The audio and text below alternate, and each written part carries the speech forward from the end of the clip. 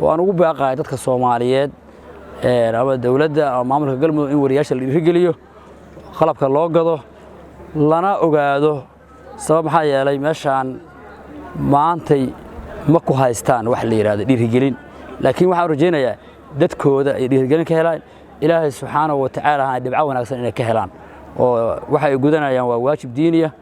sida madaxweynaha federaalka mudane Xasan Sheekh Maxamuud uu nagu booriyay xilligii la doortay uu yiri dalka ha loo istaago waxa markii ayaguna qayb ka noqdeen dadkii u istaagay xilligan iyo xilliga ka horeeyay anigana gaar ahaan anoo mahad celinaya madaxweynaha waxaan qaatay shakhsiyadayda amarkii madaxweynaha ee ahaa inaan ka shaqeyno bulshada u shaqeyno qofkii qori qaadi kara qofkii af ka hadli kara qofkii maskax soo kordhin kara qofkii dhaqaale soo kordhin kara intaba inaan ka shaqeyno ka shaqaalahaan dawlad ahaan oo shaqeynaya waxaan u joogaa maanta xaladheer waxaan ku faraxsanahay inaan xaladheer la joogo warbaahinta qaranka iyo warbaahinta madaxa bannaan waxaan asi gaaran u mahad celiyaa saaxiibaday Baash Cali Xaashi oo warbaahinta qaranka ka tirsan iyo saaxiibkay Saadiq Siciid Nuur oo halgamayaal ah oo aad iyo aad u soo shaqeeyay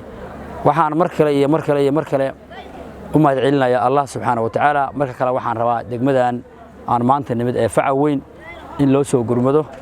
ganacsi ahaan dhaqaale ahaan hay'ad ahaan horumar ahaan intaba in loogu soo gurmado waa meel dhib badan ka jiro intaas marka ka gudbo anoo warkayga soo gaabinaya Baashiyow waa maasan tahay Baashiyow waxyaalaha loo baahan yahay waxay tahay in warbaahinta qaranku ama warbaahinta madaxa bannaan ay soo gudbiso guulaha ciidamadu gaareen iyo dhibka deegaanka ay u geysteen kooxda argagixisada waa intaas marka waxaan leeyahay saaxiibada qaaliga waa maasantiin warbaahinta qaranka iyo warbaahinta madaxa bannaan waxaan leeyahay hal dhiirigeli hal la shaqeeyo